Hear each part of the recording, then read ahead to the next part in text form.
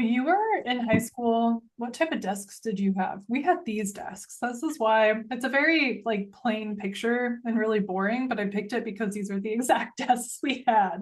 Yeah, though I was gonna say those were the desks that we had, or a variation of those desks, because we didn't always have ones with baskets under them.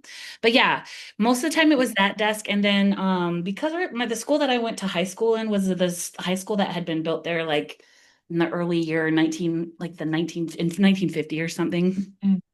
And so there was some equipment that had been there for a long time. So some of the classes still had some of those like old school two-part desks, but not like the 1950s version, more like the 70s version of like kind of more like what you would see in elementary school, where it was like the top and then like a little dippy thing there and then a chair behind it. But that was only in a couple classes. Most every single class had these desks. Yeah. Okay. Okay. Yeah, this is a very nostalgic picture for me. Um, Oh, but when I 100%. was, yeah, for sure. I just remember like all the standardized testing because also was in school when Bush put in the No Child Left Behind that made standardized testing like a thing. Even worse. Yeah, uh-huh. Yeah, yeah, even worse. Even more pervasive. Yeah, yeah, yeah.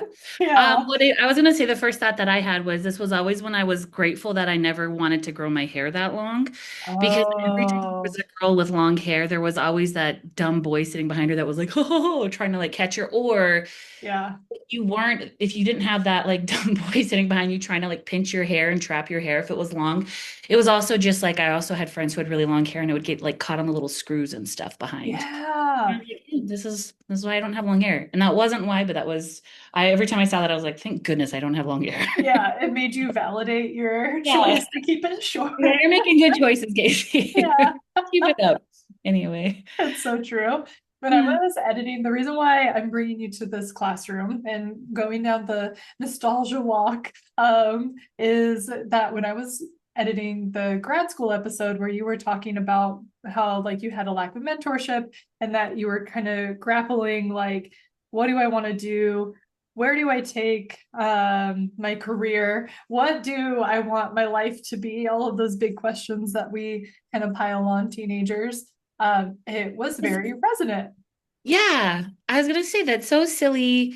I just always think in retrospect how silly it is that we do put so much pressure on kids to try to figure out what the trajectory of their life is going to look like when they are still children and their frontal Yes. haven't finished developing and they Yeah. have very little life experience. And I mean, I get that that was the model for a long time, but especially nowadays where like the world and culture at large has shifted so much, it's like, oh, maybe we should like it's good to be like, hey, let's get you exposure to some things you might find interesting, but Yeah. let's not make you feel like you really have to lock in right now on what your whole adult identity will revolve around and Yeah. livelihood.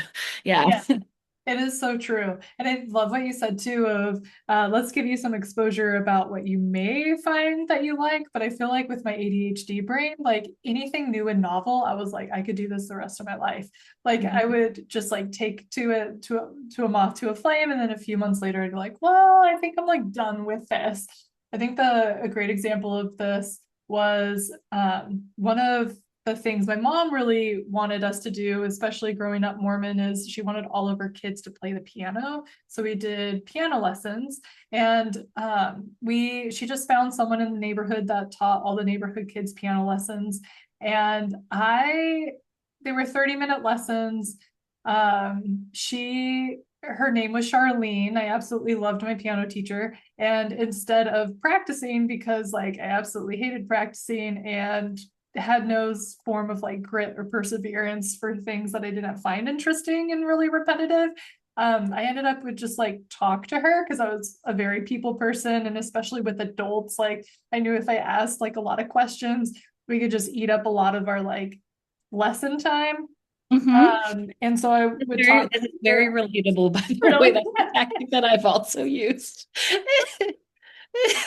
great strategy. I don't, Uh-huh. but she didn't like catch up on. She did. I don't think she caught on it, or if she kind of caught on, but she enjoyed the conversation. I have no idea. Well, and I also wonder too, sometimes I wonder now as an adult, because I can always notice when kids are doing that to me. But sometimes Yeah. too, one of the things I know because of my experience as a kid using it, sometimes I read it as a sign of like, hey, I need to take a break, or my brain's just not here.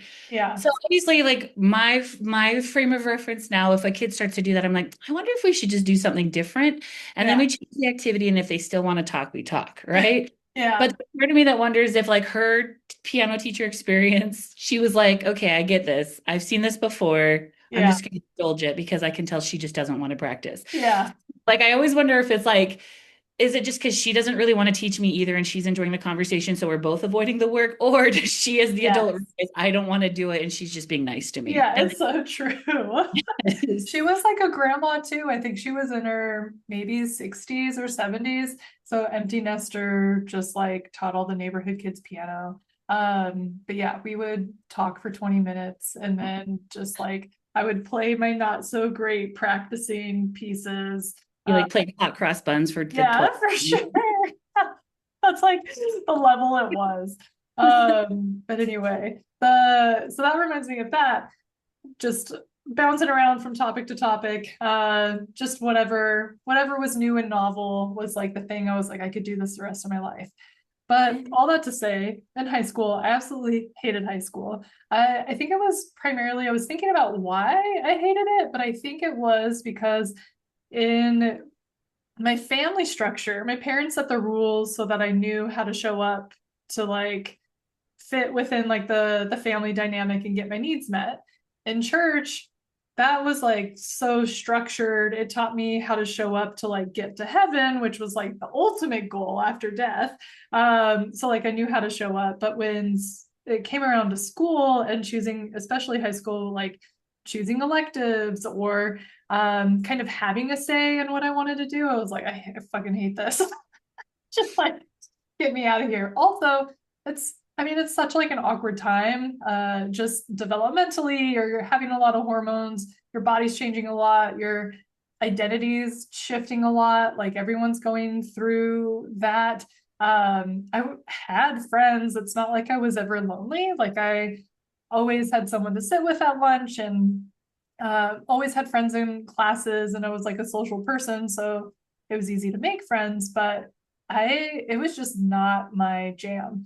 But then I didn't realize that your junior year is typically when you figure out like what college are you going to go to and what do you want to study. And I hated like high school so much that I can't remember because there was a group of like three of us that ended up graduating high school in 3 years. And I don't remember if I was the person, Achieving nerds. I don't know if I was the person who started it or if it was someone else. If I remember correctly, it was like I started it because I basically went to my school counselor and I was like, I want to get out of here. What can I do? And they're like, oh, you just have to take community college classes. And the good thing about the community college classes is like, yeah, you have to pay for them out of pocket, but it not only covers your high school credit, it also covers like your basic gen eds for your college degree. Mm-hmm. So I was like, sign me up. If I have to take like, I think I had to take a Spanish class and like an English class. And I was like good to like go. So I did that over the summer. It was great. Absolutely loved it. I loved like the environment where in college people would like show up because they wanted to be there. Like no one was forcing them to be there. They chose to be there. They wanted to be there for a reason. There was like all different types of people. So you had like grandparents in the class because they just wanted to like learn, and you had people in like their midlife, and then you had like college age students too. It's like Anyway, a TV show community. Yeah. yeah, exactly. Exactly like community. Yeah. Mm-hmm. Yeah. So, but that also meant that like I had no idea what I wanted to do for college. I had no idea what I wanted to do for a career. I didn't understand how to ask for help. So that's one of the mental models that I definitely kept bumping up against is asking for help meant like I was weak or that I couldn't figure it out and that I didn't have like I didn't know how to be like scrappy enough, I guess, to like figure it out myself. And it also showed like vulnerability, and like vulnerability was like not a thing I was interested in as a teenager. Definitely like very locked and guarded, and like Brene Brown says, had a lot of armor.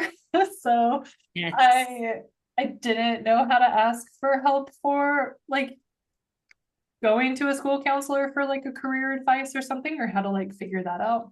And then the funniest part of this though is, did you ever take, at least in my school, but did you ever take like a career kind of exam where you did?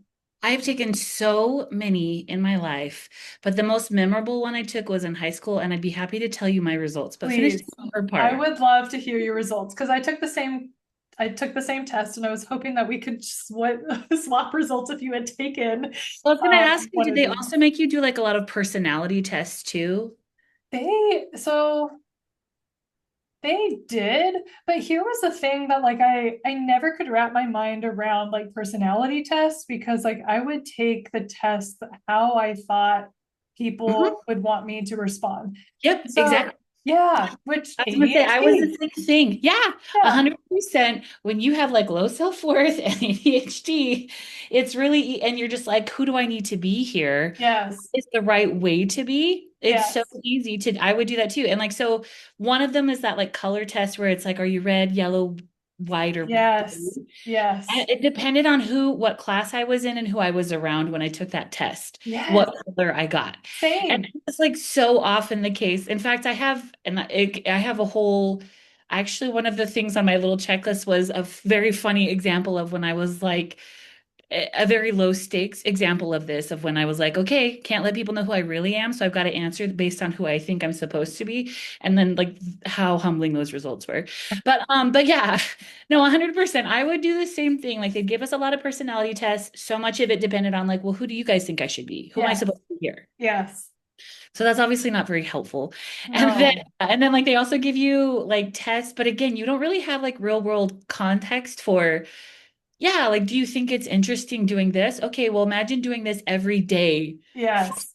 for like Monday through Friday for weeks on end. And Yes. you don't have enough life experience to really be able, and then also to just not for nothing, but with ADHD, you have a limited time horizon as it is. Like your time horizon is usually at least like 20% delayed compared to peers. And Yeah. so it's like they can project into the future up to like 6 months or whatever, and you're still stuck at like 4 months. And so Yeah. you're like, I could do that for 4 months, but you're not thinking like, yes, but what does it feel like to do that for longer than 4 months? Like And that's maybe a just like, decade. yeah, like, and that's where you're just like, oh no, I would hate that. You know what I Yeah. mean? But you're also not at the ability to like think that far or really just appreciate the day to day of it. Yeah. Yeah. And a lot of specifically for like this career test, I remember like the whole premise of it is like, would you enjoy this activity? And Mhm. me seeking novelty, I'm like, yes, I would enjoy woodworking. Yes, I would enjoy being an extrovert and going to parties. Yes, I would enjoy like researching. Yes, I would enjoy analyzing data. Like Yep. that. Same here. And then it's also like, but then like, especially because I still love the idea of woodworking and I love when people can do anything where it like craft something. Yeah. But my big challenge with crafts is that I lose interest so quickly. I have a hard time sustaining interest. I have a hard time with the executive functioning if we're going to have to carry this out over multiple steps. I like quick results. And woodworking, especially if you do it well, takes Yeah. time. And it's Yeah. I love that people can do that. But like even that, I'm like, yeah, I would love to be able to do stuff with my hands and also not appreciating like one, you have to learn how to do it. And that's a whole process that's going to be very frustrating in itself. And then number two, making stuff is still sometimes there are things and like you can make quickly. And obviously, the more experience you get, the faster you can be. Yeah. But a lot of it, it's going to involve having to plan and break down several steps and like do a lot of things little by little until it can all Yeah. come together in the satisfying end that you really love, you know? Yes. Yeah. Yes, it is so true. Yes. So I remember just like taking this test, basically answering yes to probably 95% of the questions because Yeah. that's just who I was Uh-huh. that day. And the results were wild. I think it gave me like five different, I remember it giving me five different career paths that I could go down. And the Okay. first one was a woodworker. Like you could make cabinets, I think is what they said. And I was like, okay, I could do that. Like I would work in people's houses. I would like be working with my hands. Cool. The second one was you could be a clown. And I was like, I could be a clown. Sure. You're like, okay, cool. I've always Yeah. wanted to juggle and I love over applying lipstick. Great. I could do that. And Yeah. then the third one was a teacher. And my mom was a Montessori school teacher. And I knew like I loved teaching people concepts that I knew or was really familiar with. But I was like, just like dealing with little shits, like especially like hating my high school experience. I'm like, I do not want to be a teacher. Like Yeah. at school. And then I don't remember what the other ones were, but I just remember leaving that test like more kind of defeated of like, I'm supposed to like make this really weighted decision that it's gonna change the trajectory of my life. So like obviously another one of my mental models is like catastrophizing or just just ruminating on things that haven't happened yet. I'm having to like anticipate the worst possible option. Yes. Yeah, like Yes. inevitably it will end this way. It's like, Yes. 100%. a yeah, hundred yeah, percent. Yeah. And so and also like because of color mending and everything else, like I realized that like I was so disassociated from my actual like body signals, like my interoception was shot that my body was probably telling me like little hints of like maybe you should look into this or maybe like you really like these things and you could explore these things or talk to people in these areas or like anything like that. But I was just so dissociated from my body that I wasn't even like listening to those signals. So I just remember being like pretty defeated afterwards and being like, well, I'm back where I started, which is like, none of, I don't want to do any of these. And yeah. two, it's like I didn't have like the mentorship either. Like my parents, I knew college was important because both my parents had college education, like a college degree, and they wanted us, they saw the value of education and going, not only having like a lived experience outside of your hometown, being on your own, but also like learning it with peers and developing critical thinking skills and developing curiosity. But this is also think why I think like we were just a bunch of neurodivergent folks bumping around on each other is because I don't remember ever having a conversation with them of like, okay, here are the steps that you need to take to like apply to school and like to get into colleges. Like I kind of had to figure that stuff out on my own.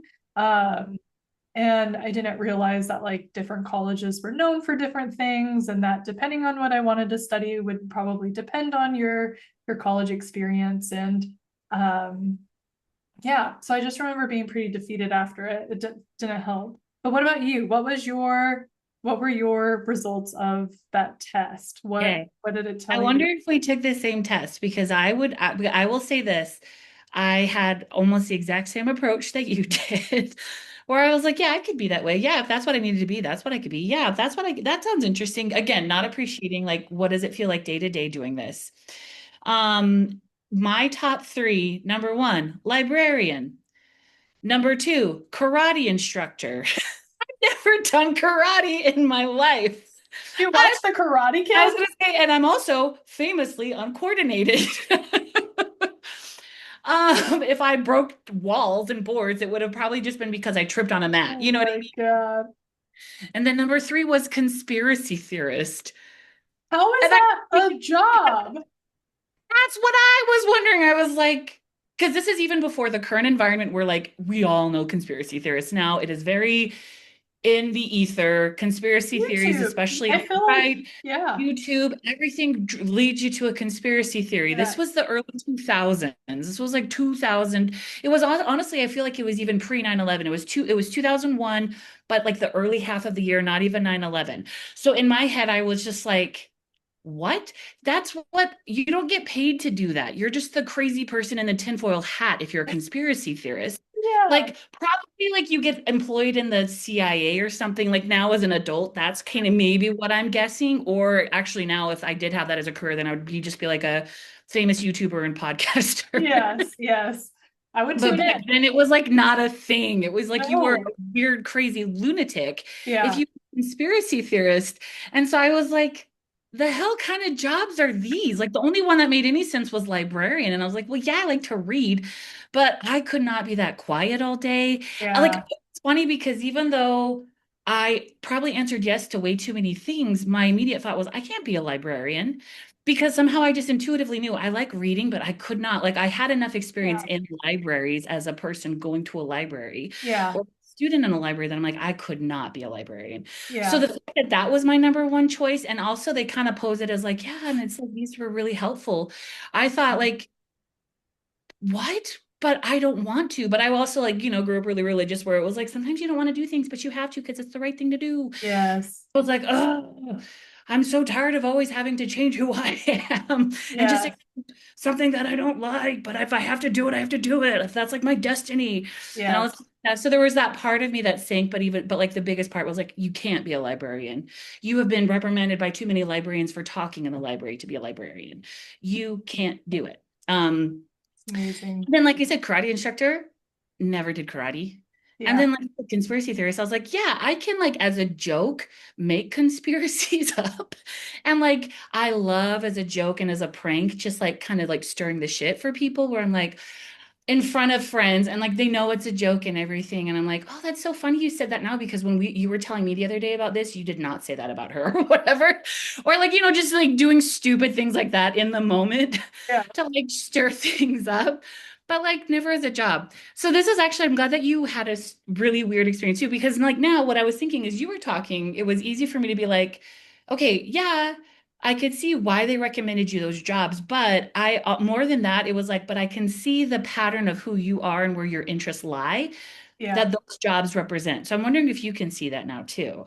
I think I can because I love to work with my hands. Obviously, what I do with color mending, it's very like somatic and like hands-on. So And it's it's creative. yeah, for sure. Clown. I'm on social media. I'm posting. I'm basically an entertainer. But also like think about with color mending, what did you want to do? You wanted to make it fun and playful. And what It's are true. clowns supposed to represent like if they're not nightmares in your head? They're It's supposed to not living in represent the like fun gutter. and play. Exactly. Yeah. They're not in the gutter trying to like rip your limbs off. They're representing Yeah. fun. You know what I It's mean? And true. playfulness. It's true. Very And cool. then teacher, I mean, I basically just I teach people all day. You Uh, get excited like when you know something, you want to use your information to help other people. Teaching mhm. wouldn't be the right setting for you to do that, like Yeah. formal teaching. Yeah. But you like learning things and helping people learn skills, and that's what a teacher is Yeah. 100%. in a very different setting. Yeah. Me, as I was talking to you, what those three things said Yes. to me was number one, librarian. I do like to learn and I like to, Yeah. I'm curious. I like to learn new things. I like to get lost in different worlds. Yeah. That's true for me. Yeah. I also, the karate instructor thing, it does point to like, I do enjoy moving and being active. Yeah. And Yeah. like having valuable and like learning and understanding how to move your body in a very functional way to accomplish goals. I do Yeah. like that, Yeah. probably because I've never been good at it. And so it does.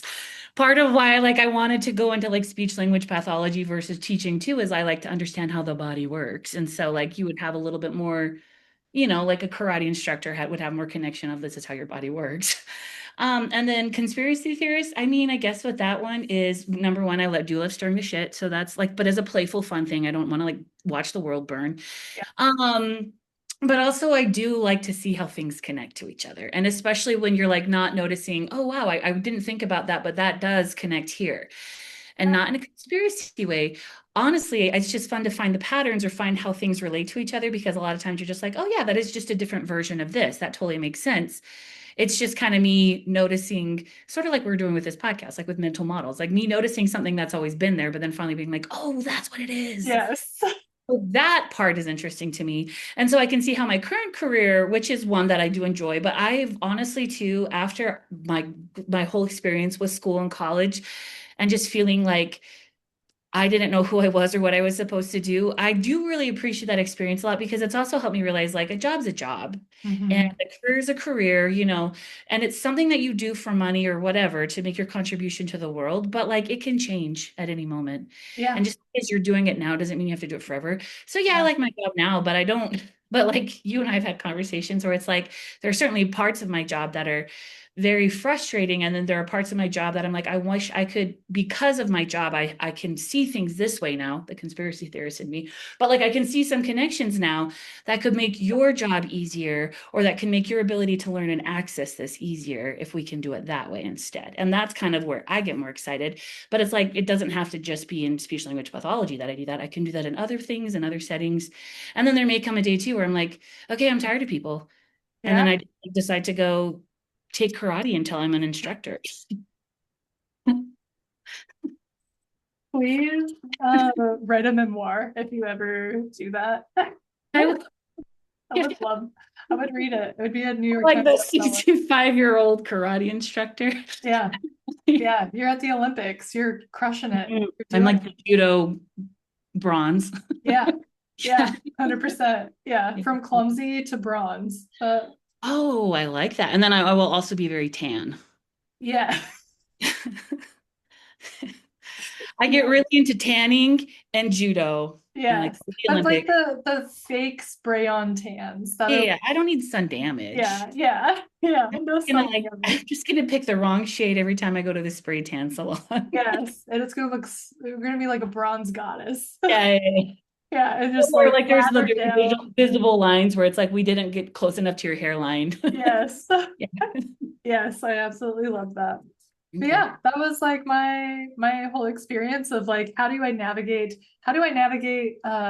such a big decision without a lot of mentorship, and the type of direction or help that I was getting didn't seem related. I mean, it kind of helped, like hindsight's 2020, but it doesn't seem related. And then also just bumping up against the mental model of like, I know I need help, I need some sort of guidance and like mentorship, but I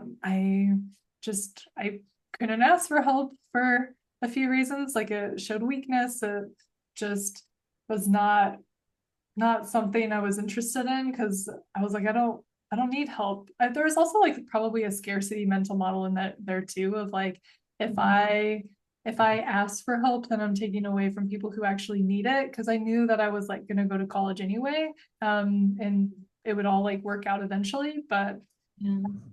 Well, and kind of some of the things that I'm hearing too are like there are some patterns of like that fixed mindset of oh, like a if hundred I percent, do this, then I should just be able to figure this out. 100%. Yeah, I think that was another thing that was really helpful in listening to your grad program episode too, is that you talk a lot about having a fixed mindset, and I definitely did. I mean, I had no idea like what a growth mindset even was, or like what were the attributes of that. And I also Mhm. think, like thinking back of like, man, navigating high school without like undiagnosed ADHD was also super hard, and with low self-worth, and with not a lot of mentorship, and just trying to navigate it on your own with like a fixed mindset. Like it kind of, I'm looking back on it like, maybe that's the reason why I actually hated high school. It was just I was trying to escape myself, and it was an opportunity. Like it felt like it was presenting me with an opportunity to like learn more about myself, but I was kind of like shutting it down. Uh, Probably one, I didn't know I was shutting it down, but two, I Yeah. just didn't have the skills to be able to navigate such like an awkward time. There's a whole, yeah, there is so much going on, especially now that I'm an adult and now that I've like studied and learned a lot more and had different job experiences, but especially in my current job where I've been able to put a lot of pieces together Mhm. and make sense of things in a way that I hadn't been able to before. A lot of what too I was hearing when you were talking is just like with my parents, like a lot of when I would ask them for help, it wasn't helpful because in order to identify a problem and break it down into steps and plan what you need to do and be organized enough to do it. And also have the mindset that, yep, I can do this. Or if that doesn't work out, I'll change and try this way. And also maintain your control, your emotional control throughout all of those. Guess what? Those are all executive functions.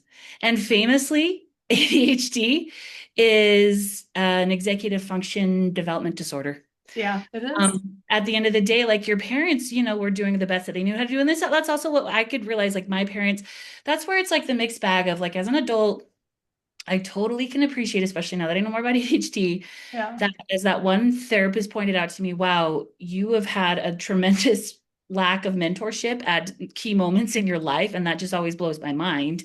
Yeah. But part of it was like, if you have parents who aren't emotionally regulated, they can't show up for you when you have emotional needs. And if you have parents who don't have good executive functioning themselves, how are they, if they can't manage their own, how are they supposed to help manage yours when you're a Yeah. kid? And Yeah. that's also what parents or adults have to realize is like you use your own executive functioning to get through your day. Yeah. But have kids in your life who are developing that skill, you also have to be their executive functioning, just like how you have to co-regulate with a kid until they can self-regulate. You're Yeah. co-functioning with the kid with their executive stuff until they know how to do it on their own. And so, Yeah. yeah, I totally get it. Like your parents gave you the information that they had, but that's Yeah. also where you're like, wow, this is when neurodivergent people are bumping up against each other. Is it's like just getting that practical help of, okay, yes, but what is the step? And like you also, like I could see how, yeah, like not wanting to ask for help could come from that like fixed mindset, that scarcity mentality, that I don't know if I actually deserve it kind of thing or whatever. Like if that Yeah. all the stuff that you were saying, but I could also totally see like, plus you have executive functioning problems. So do you even know what the problem is? Can you even identify the problem? I And could not. yeah, I was going to say famously with with executive functions, they help you identify what is not working here. So Yeah. you can actually do it. So it's like, of course you can ask the questions. You wouldn't even know what the problems were. Like you didn't even know what questions to ask, not because you were dumb, but just because it was like, I don't even know what's going on here. Yeah. Yeah. And so, like, I don't know, my heart goes out to you, Chelsea, because it's very relatable. And I'm glad you shared that. And it's nice to know that I wasn't as very alone in my experience. It also makes me sad that I wasn't alone in my experience because, especially now, it's like, well, these are things that are very, like, fixable and treatable and figure outable. You know what I mean? Like, it's just, again, if you don't have people recognizing that this is something that's hard for you, and knowing to step in. And the Yeah. only reason they would need to do that is because if you can't identify the problem, then you just hope someone around you is. Yeah. And it's just Yeah. like, of course, it's going to take a little bit longer, or it's not going to be as fun. And it's going to be like, I don't know. And it's going to look a lot more like a meander to where, Yeah. you know? Yeah. And I think too, the thing, I don't know if this is like the religious upbringing or the maybe it's like I was born with it too. It's just like this innate sense of like, oh, it will all work out. Like in the end it will. Yeah. Doesn't mean it's not gonna be like not really rocky and bumpy and a bunch of highs and lows or like meandering, but like somehow it'll all work out. So I think there was just like this sense of, hey, everything's gonna work out. I'll be able to figure this out. But also there was always like this questioning of like what actually is going on here. Like there, I think you hit the nail on the head of like I had no idea how to articulate what I needed help with or what I needed to ask for. um And if you don't have any modeling for that, and if everyone else around you seems to have figured out, then it's really easy, especially when you're in high school, to be like, well, then it's just because yeah. I'm a problem. Yeah, Like, totally, totally. The funny thing is like a few weeks after that, because I was like really grappling with where do I go to school? What happens? And I even applied to BYU because that was like the only that was what all the Mormon kids were doing in my yeah. community. They were like, let's just go to BYU. So I applied to BYU. And I And never it does have a reputation for like a good academic program. It does, yeah. It has like a really good academic reputation. Yeah. But the wild thing was is like I never heard back from them. Like I don't know why. It was just like I paid everything. I sent all my transcripts. I sent like the letters of recommendation and everything, and just like never heard back from them. But what happened was a few weeks later, and I also think looking back on it, I was like, man, the universe was so nice and like had my back, even with all like this crazy like executive dysfunction, Mhm. was because all of for all of my electives, I didn't realize that you could, I really love like arts and creative and all those other classes, obviously. Mhm. But I didn't realize that you could like sprinkle it through all 4 years of what you were doing. So my junior college experience, or my junior year of high school, was Uh-huh. primarily just my gen eds and all art classes, like all the different quarters and the semesters. And there was a recruiter that came in for the fashion school that I eventually ended up going to. And I remember her coming in and dropping a pamphlet in front of me, and me just thinking, like, I have to go to this school. Like, this is the school for me. Uh-huh. Which led me down some really fun, like, fun experiences that we'll talk about in another episode. But yeah, so it all worked out. Yeah, Um, I love and that. yeah, it was good. I think that's also I think that's also one thing that, like, looking back, it's like, yes, my parents did as best they could, and obviously they were struggling with their own executive functioning and emotional regulation and everything else, and I was aware of that from like a very young age. Mhm. But even with them or adults not showing up in my life the way that you would expect an adult to, or to like help give some sort of guidance or like mentorship, it all worked out now some way. I I Yeah. I consider myself lucky, but That yeah, is, I was gonna say it all worked out, and it did. I agree. Like it's nice. You're making me think, and so I'm listening, but I'm also sending you a gift right now. Um, Wait, what?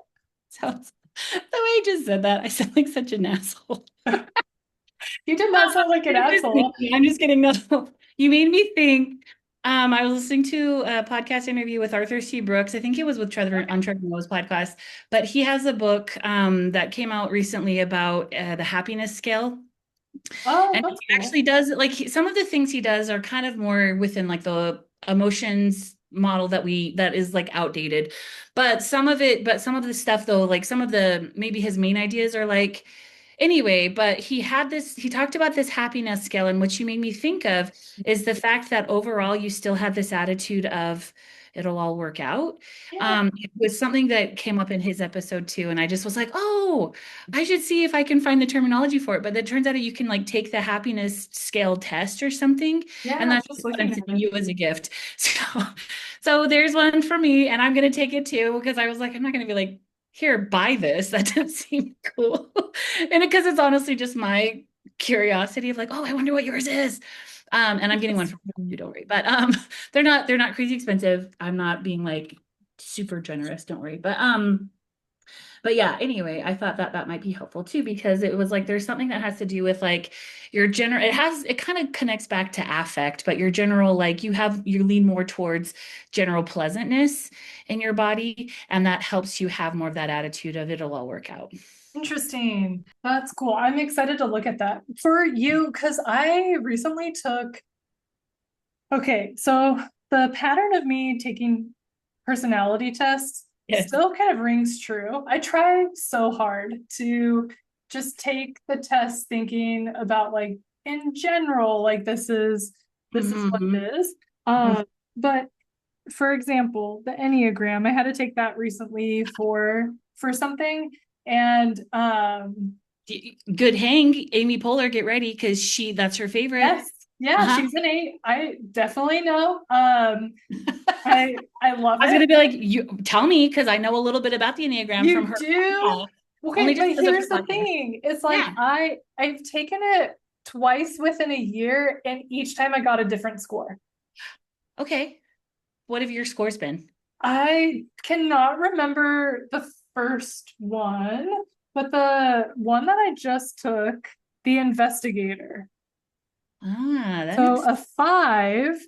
And I was like looking at the investigator, kind of like the personality traits and types and everything else that they had in like this little book that they sent over. And I was uh-huh. like maybe 75% of that is like pretty on the nose. But I have like friends who literally teach the Enneagram and go to around to like they're like Enneagram consultants and they like swear by it. But I was like, I don't know if I'm taking this test correctly, if this is just like my ADHD or if it's Activated. like Yeah. what is happening, but like I'm getting different test results, but I don't feel like truly seen by this test. I don't know if that's also an Enneagram Well, can I tell you, trait. I also think I don't know enough about it, but one of the things I'm trying to log in because I took it too, but because I after the pod after I heard her podcast or something, I was like, let me just go see, and I found like a place where you could like cheaply take it. So it's not Yeah, like the official, it was just like one, and I can't remember what it told me. But this is kind of where I come down on personality tests, and I think there is something to say about if you have ADHD. And you are subject to be driven by moods, and your yeah, moods can change quickly. And if yes, you think about your mood also has to do with your affect or your energy level for a given moment. That will yeah, also, the amount of energy you have will kind of dictate how you're feeling in a moment, what sounds good. Cause it's like, I mean, one of the classic things that I do is like, I'll make plans. And then later, like today, Casey's like, yeah, that sounds great. And then that day, Casey's like, this sounds stupid. I hate this. I don't want to do this. You know what I mean? And that's yes, also canceling plans can be a rush because it's like if your social battery's not charged, you don't want to show up for it and everything yeah. like that. And so that's kind of how I feel with personality tests. And I also feel like that's also, I look at zodiac people who get really into like zodiac or any of, is that right? And Zodiac horoscope? astrology. Astrology, that's it. I was like, Yeah, zodiac is all then all I could think of was killer. And I was like, is that wrong? Anyway, but like astrology, to me, astrologies are kind of like another personality test. yeah, It's like for some people, they make a lot of sense.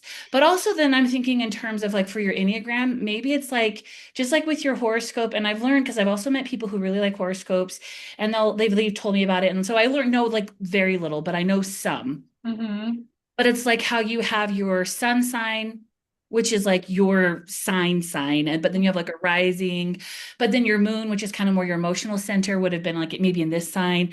And then your Mercury, which is like how you communicate, is kind of maybe in this sign and all mm-hmm, this kind of stuff. And so there's all these different parts. And then there's also like the house aspects, and I don't really get into it. mm-hmm. But I wonder too with the Enneagram or with any personality test, sometimes too, I wonder if like you took the Enneagram twice, you got two different results. One, it could just be because whatever your energy and mood was or affect was that day came out and that's what it was for that day. Yeah, And some of them are true because they're all you, but it's just yeah, like it kind of talks or speaks a little bit more to like honestly the way that I'm feeling and how I answer this. Because also this is also why like scientists can get really mad at like psychology and personality psychology because they're like it's a soft science.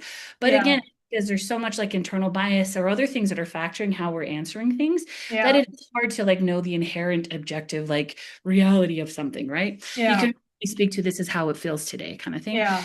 But I also wonder too within the Enneagram if like maybe you consider it as like this one's my sun sign and this one's my rising, and maybe this is where my moon was that But day. I think like Like, that's what the wings are too, because it has yeah, like, because it has like the stems too, right? yeah, yeah, it does. I Yeah, but don't I know. like that idea. And I would say that over the years, I definitely feel the same way that you do, how you just articulated what like personality tests are. It's just more of like a a general reading or just like information that you get to choose what to do with. And it's not like, and this is a very color mending approach too. It's not a rule, like just Yeah. because you said like I got type whatever, type 5, that I'm an investigator, that's like who I am and I can't ever change. And Mhm. I'm gonna use that as just like an excuse to like show up the way that I'm showing up and feel really seen and validated by this, but it's more of like, oh, that's interesting information and Mhm. choosing what you want to do with it.